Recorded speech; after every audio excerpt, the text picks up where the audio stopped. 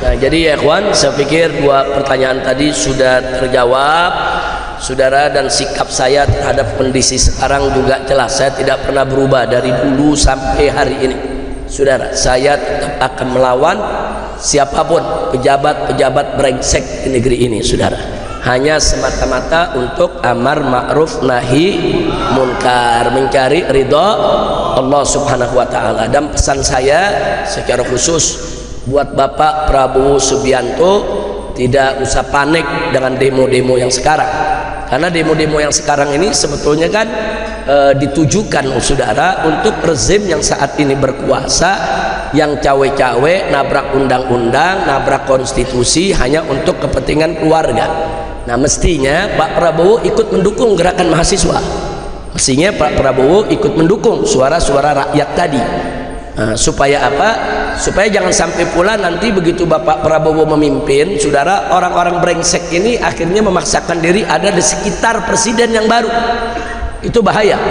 Nah, maka itu yuk saya mau ajak seluruh bangsa Indonesia ke depan, kalau memang nanti Pak Prabowo dilantik menjadi presiden, saudara, kita jaga, kita lindungi. Jangan sampai Pak Prabowo ini ditunggangi, saudara, oleh Jokowi dan kroni-kroninya, saudara. Nah, jadi perjuangan mahasiswa sekarang nggak main-main. Kalau mahasiswa sekarang menolak adanya Gibran sebagai wakil presiden, wajar. Kenapa? Karena putusan MK-nya kan direkayasa. Putusan MK-nya itu kan cawe-cawe, saudara, sehingga dia boleh jadi wakil presiden. Nah, sebetulnya Pak Prabowo-nya sendiri jadi capres sudah bagus, menang, silakan. Nah, tapi ada problem-problem di sekitar Pak Prabowo ini, yuk yang sama-sama kita beresin, saudara. Ya, kalau Gibran dianulir tidak perlu jadi wakil presiden kan boleh aja.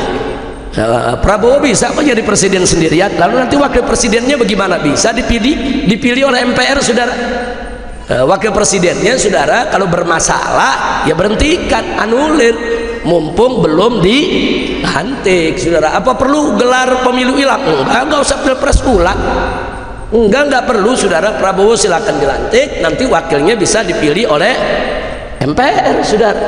Jadi nggak usah kita ribut-ribut, karena kalau kita ribut-ribut begini nanti terjadi gejolak yang lebih meluas, terjadi kegaduhan di mana-mana, bisa terurang peristiwa 98, bahkan bisa lebih hebat lagi dari 98. Hati-hati, jangan dipandang remeh. Ini gerakan pandang remeh, nggak apa-apa, saudara, ini kan kecil, ini people power nggak seberapa, yang datang sedikit. Jangan sombong lah, jangan sombong.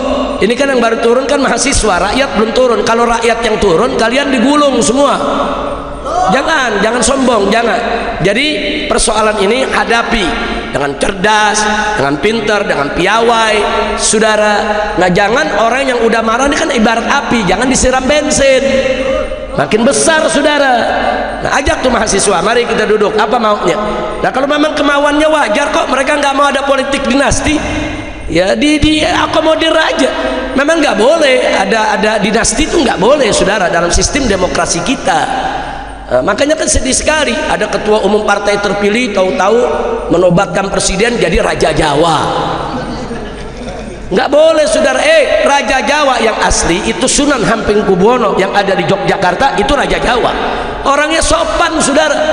Orangnya pinter, sopan, merakyat, dekat dengan masyarakat, keluarganya tidak sombong, anaknya di jalanan tetap naik angkot, tetap naik beca, nggak naik jet pribadi, saudara.